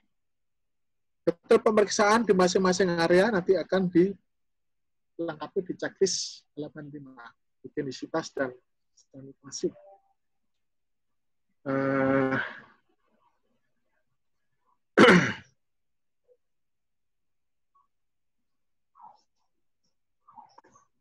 Apabila ada area, ini temuan, apabila ada area di mana ada kemungkinan kejadian antrian atau kerumunan orang tidak dilengkapi dengan tali pembatas dan atau marker atau apapun ya, tanda peringatan, maka itu dikategorikan major. Tapi kalau misalnya ada tapi kurang ya, dirasa kurang, nanti diberikan catatan minor, bisa ditambahkan. Sebelum masuk ke halaman 5, ada yang ditanyakan, Bapak Ibu, karena halaman 5 cukup banyak sekali. Kita kurang lebih 20 menit. Silakan. Ada, Pak. Ya. Pak, izin Pak, terkait dengan rambu atau banner tersebut Iya. yang sedang kami terapkan, Pak. Kami sedang melengkapi lah. Artinya sebagian besar sudah ada, teman kami kan nanti masukkan yang sesuai checklist tadi kan itu kami report ke pimpinan, Pak ya. Iya. Konsep yang kami pakai itu seperti ini, Pak. Kami menghindari warna-warna merah lah. Ya, Pak. Hanya danger gitu loh. Jadi kan kami sedang desain sih yang apa istilahnya ya, yang soft atau nyaman tapi fungsinya tetap imbauan atau apa ya yang Pak sampaikan tadi itu tersampaikan kepada pengunjung tentunya. Iya, betul. Karena kalau ke jajaran karyawan kan bisa lebih strike kita karena kan ada komando. Ya. Tapi dari segi pengunjung itu kami sih sedang desain yang aman gitu. Apakah bisa tuh Pak, artinya sifat himbauan halus kesannya tapi agak maksa dikit gitu. Ya. Ya Pak, terima kasih Pak. Jadi memang begini Pak, untuk masalah leaflet, banner, terus cara berkomunikasi itu mesti harus mempertimbangkan psikologis ya, psikologis, budaya, kenyamanan, estetika Pak. Nah, Bapak bisa nanti mengundang pakar komunikasi massa gitu ya, pakar yang pakar hospitality begitu ya, untuk bagaimana mengkomunikasikan pesan tanpa merasa ditekan ya gitu ya. Kira-kira gitu Pak. Jadi itu misalnya harus betul seperti yang dikatakan Bapak. Warna harus soft, terus kemudian nyaman dibaca gitu ya. Tidak hanya sekedar huruf-huruf yang perintah, apalagi dengan nada-nada perintah, nada-nada apa ya, sedikit membuli begitu ya, itu tidak boleh ya. Jadi memang harus ada teknik atau metode khusus dengan cara khusus sesuai dengan estetika, dengan ramah, membuat orang juga nyaman, tapi berarti memang perlu komunikasi dengan ahlinya Pak. Kira-kira gitu Pak. Oke Pak, karena sepanjang pengalaman saya pribadi dan kami di tim tentunya karakter manusia itu pada umumnya kan sifat berontaknya tinggi banget Pak gitu loh. Iya, kalau di istilahnya gini nggak boleh itu kan kadang-kadang ya itu kan sudah kayak di apa ada di mindset letak kecil kan, sama kayak kita ngasih tahu anak-anak tuh ini nggak boleh kan malah gini dia. Iya, malah melawan Pak. Gitu ya. Iya. Itu sih Pak ya.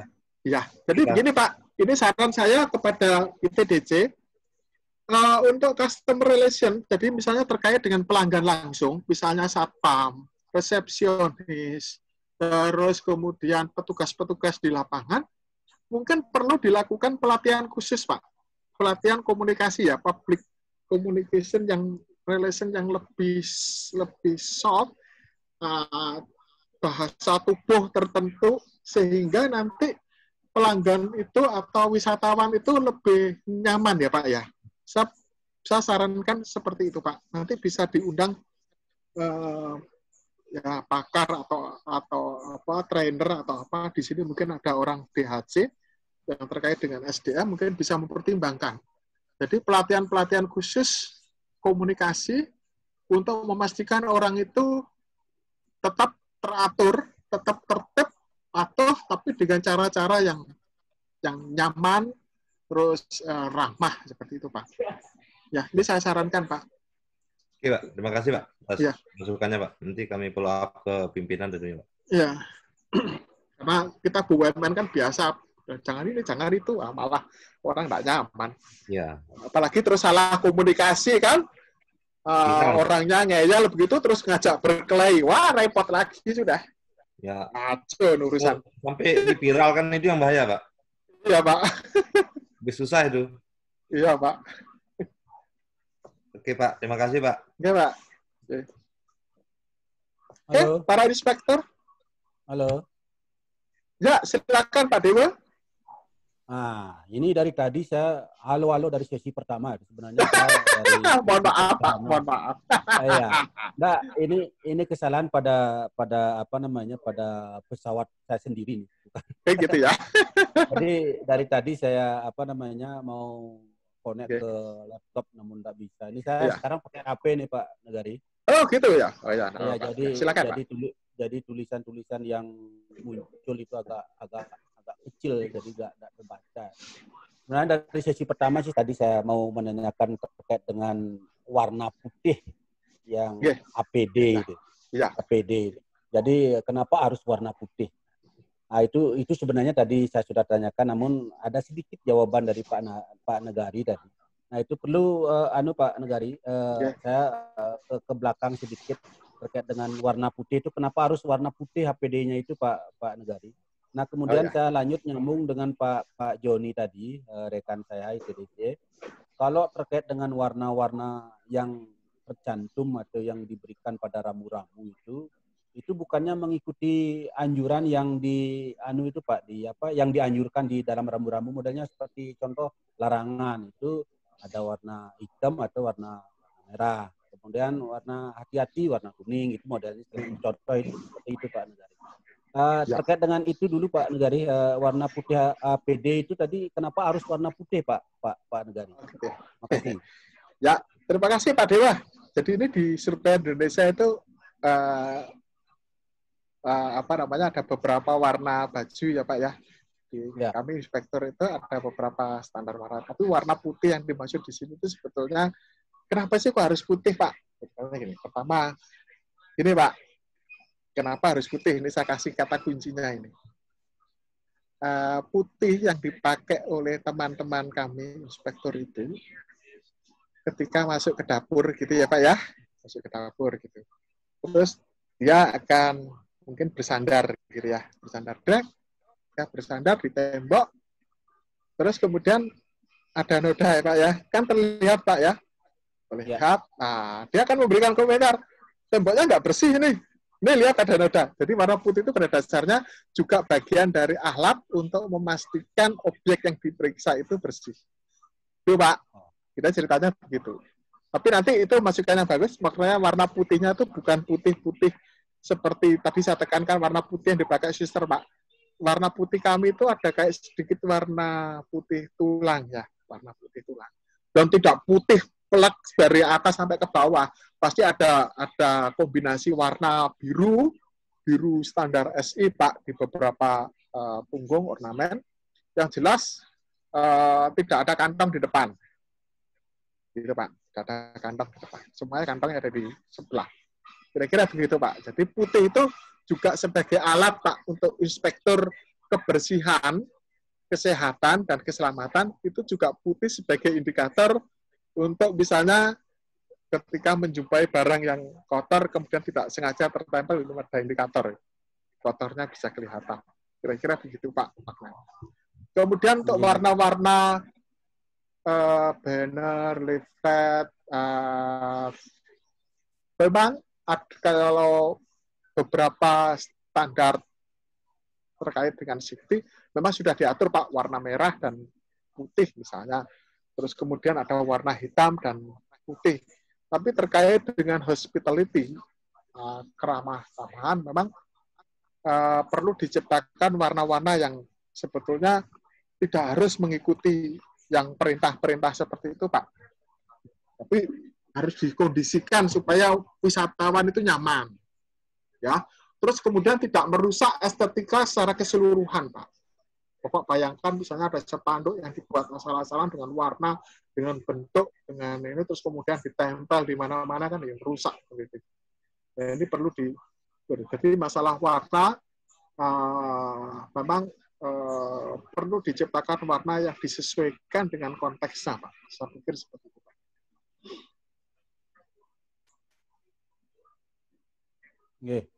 Oke. Apa namanya? Saya pikir warna putih itu nanti penyakit atau virus ya.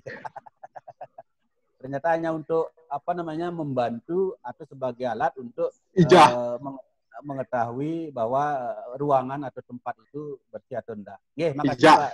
Iya Pak, hanya itu aja.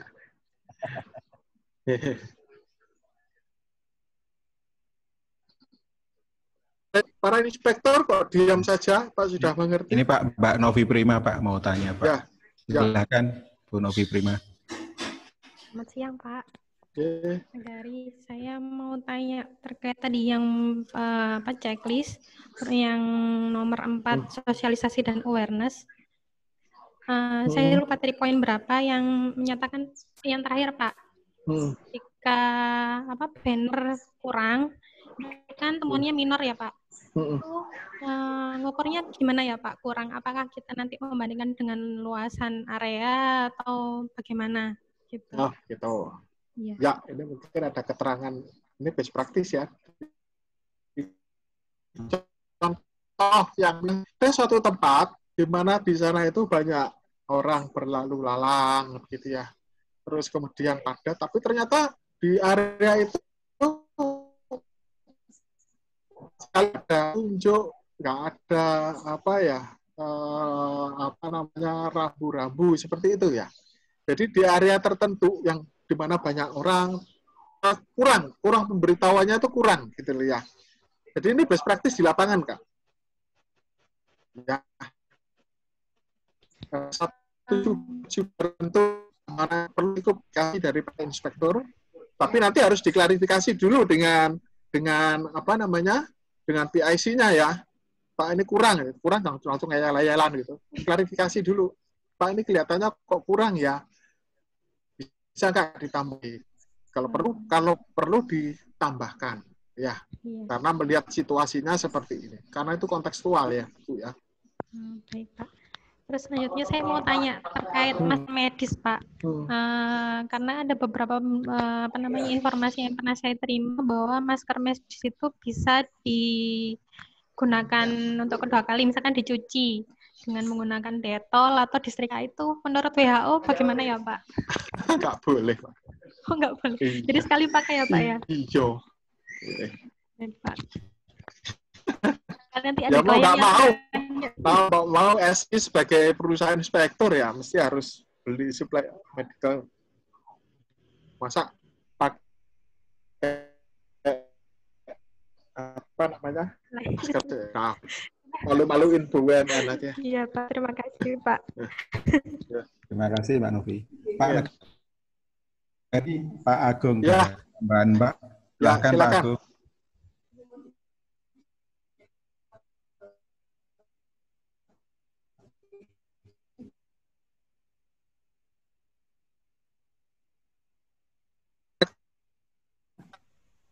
Silakan.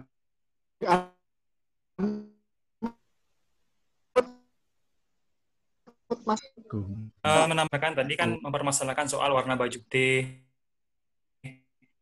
Kemudian mungkin personilnya lalang di bus seperti hotel misalkan.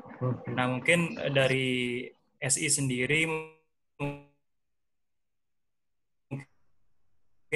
akan atau terjadi sedang di berkunjung. Jadi pertanyaan atau kecemasan mereka sudah terjawab dengan adanya itu. Oh ya, saya mungkin klarifikasi ya buat teman-teman inspektor. Di sini memang ada teman-teman ITDC, memang kami undang tapi bukan dalam artian ini masih sosialisasi, ikut sosialisasi. Jadi sosialisasi umum ya. Jadi ini belum ada ikatan bisnis. Perlu diklarifikasi ini supaya nggak salah sangka ini inspektor kita di sini. Itu masukan memang perlu nanti kita akan beritahu ke klien kita bahwa saat ini ada pemeriksaan untuk menilai. Yang jelas ini kan inspeksi ini pasti akan dilakukan sebelum tempat itu dibuka, Pak. Sebelum tempat ini dibuka. Jadi inspeksi ini pasti ini namanya inspeksi CHS itu dilakukan sebelum tempat itu dibuka. Jadi pasti belum ada pengunjung. Kira-kira begitu ya. Tapi nanti ada inspeksi berkala dan nanti perlu dilakukan sosialisasi oleh klien.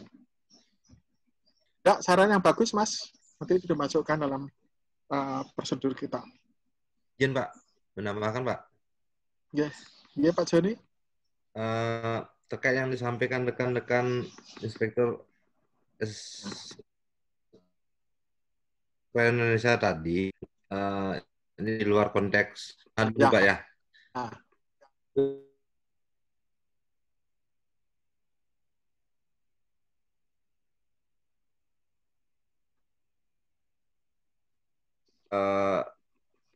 Ada gininya sih, Pak, yang Bapak sampai estetikanya gitu loh. Nah, itu mungkin ini harusnya itu memang jika suatu area project atau area apa yang pada umumnya yang istilahnya masih satu garis komando gitu loh. Kalau project kan tidak suka, tidak bisa ikuti keluar kan. Kalau tamu distraikan gitu kan jelas nggak mungkin, Pak, kan itu. Itu yang mungkin betul-betul disamakan persepsinya. Jikapun nanti ada jadi nih, Pak, misalkan ya kerjasama atau apa kan itu kan kita sudah sepemahaman, Pak. Artinya bahwa penempatan rambu di area ITDC pun juga tidak bisa sembarangan kan gitu. Artinya mungkin dilihat secara konten, secara sini udah ada, daerah sini udah ada kan itu. Artinya secara umum terus sampai informasi itu. Nah, itu kan kami pasti yang cari yang soft gitu, yang kalau memang aturan dari K3 sendiri kan merah artinya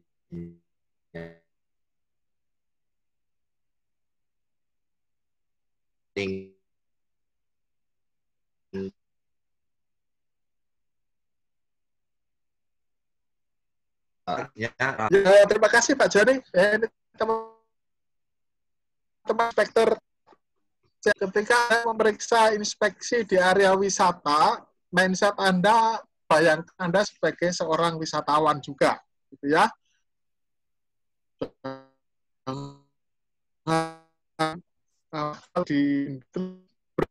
Apalagi di proyek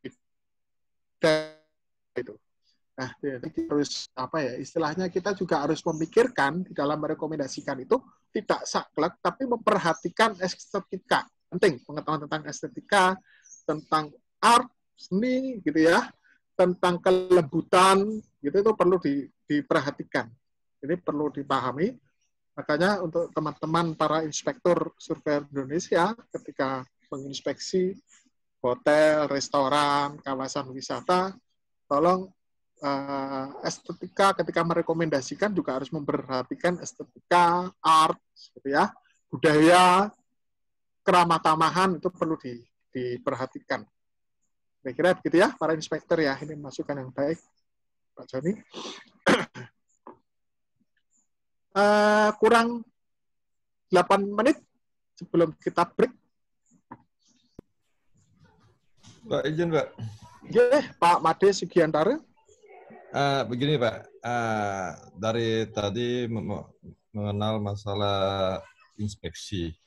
Nah, sebelum terwujudnya kita melaksanakan di Indonesia melaksanakan new normal ini, apakah dari SI tidak mendapatkan perintah untuk menginspeksi suatu daerah, Pak? Karena kebetulan kita di ITDC, ITDC adalah terkendala oleh ininya, Pak, orang-orangnya yang belum memiliki keahlian, Pak. Seperti itu. Nah, kita di sini, karena new normal itu, kalau kita bisa hitung, kira-kira lagi beberapa hari, Pak. Nah, apakah seperti itu dari SI? Apakah sudah mendapatkan surat perintah atau apa untuk menginspeksi, Pak? Soalnya kita di ITDC, terus terang aja, kita untuk melaksanakan inspeksi itu bisa aja sih. Itu, Pak. Ya. Seperti itu. Jadi kalau surat perintah atau surat perintah dari pemerintah itu lembaga resmi, sebenarnya tidak ada, Pak. Kita tidak ada surat perintah, tapi kita adalah BUMN yang bergerak di bidang inspeksi dan konsultasi dan memberikan pemastian, jadi independent assurance, untuk memperkuat teman-teman industri dalam hal ini, industri pada umumnya, karena kami juga ditunjuk sebagai auditor SMK 3, Pak, di industri. Terus kemudian kami juga harus memastikan relevansi SMK 3 itu di industri seperti apa di era COVID-19. Terus kemudian salah satunya adalah memberikan dukungan kepada teman-teman pariwisata untuk memastikan bahwa untuk menyongsong new normal ini mereka benar-benar sudah siap. Jadi fungsi kami ini hanya supporting, Pak. Supporting, memberikan jasa pemastian istilahnya. Jadi assurance, kita memberikan independent assurance, memberikan konsultasi kepada teman-teman industri untuk mereka sudah siap. Jadi kami sebatas sampai di sana, Pak. Kalau surat perintah, memang dari Kementerian BUMN, kami sudah diperintahkan untuk mempersiapkan diri memasuki new normal. Dan harus saling mendukung antar BUMN. Kira-kira begitu, Pak. Kalau perintah hanya dari bos, dari bos Pak Menteri. Pak Erik. Iya, dari Pak Erik. Jadi untuk saling membantu. Nah, salah satunya adalah contohnya ini. Jadi kalau ditanya direksi kami, apa yang sudah dilakukan PT Surveyor Indonesia terkait dengan new normal nanti? Nah, kami bisa laporkan bahwa kami sudah memberikan pelatihan inspektor di ITDC, memberikan pelatihan inspeksi di industri, dan seterusnya, Pak. Kira-kira begitu, Pak, laporan kami. Oke, Pak. Makasih sebelumnya. Ya. Kurang 4 menit, Pak Joni. Saya mengharapkan para inspektor. Ya, silakan Bapak Ibu, para inspektor yang mau diskusi langsung dengan Pak Negari. Silakan. Oh ya, satu hal lagi. Inspektor harus dipastikan sehat ya. Nanti ada MCU atau apa, jangan sampai kita menyuruh orang sehat, tapi Anda sendiri kena positif, masalah saya nanti. Ya, jadi sebelum secara reguler Anda harus melakukan rapid test. Ya, dan itu menjadi bekal Anda untuk dapat surat tugas dari perusahaan.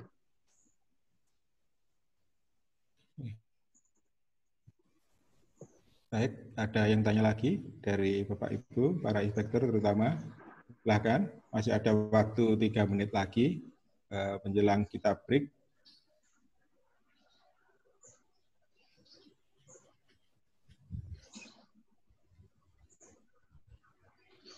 Ya Pak, sekalian Joni nyampaikan pengumuman Pak. Jadi mengikuti ujian besok, nanti pada akhir acara ini ya hari Selasa Pak, tanggal 2 Juni 2020.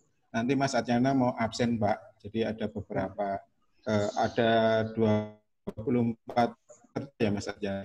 Ya. Nanti untuk di absen Pak agar bisa daftarkan username sama passwordnya ya, untuk bisa masuk ke termasuk yang kemarin hadir mungkin. Ya. Karena hadir perlu disiapkan. Ya. Materi nanti akan di-share setelah acara ini ya Pak? Ya, setelah acara ini semua materi akan di-share termasuk referensi, di-share. Ya. Nanti hari Selasa jam 10 ya boleh diakses untuk melakukan tes multiple choice ya. Ya. Lulus kok, semuanya pasti lulus, dapat sertifikat. Tenang aja. Gampang. Jangan sulit-sulit tesnya, Pak. Oh, enggak. Enggak susah, Pak. Praktis-praktis saja. Iya. Enggak lulus, ngulang, Pak. Pelatihan. Artinya bulan. Baik, Bapak, kita istirahat dulu ya. Kita kembali jam 2 atau jam 1 Bali. Ya, jam 1 Bali, mohon maaf. Jam 1 Bali. Iya, 1 jam lagi. Ya. Silakan kita break dulu. Pak Joni bisa nggak usah di close ya. di tingkat. Ya, oke. Terima kasih Pak. Terima kasih, Pak. Oke.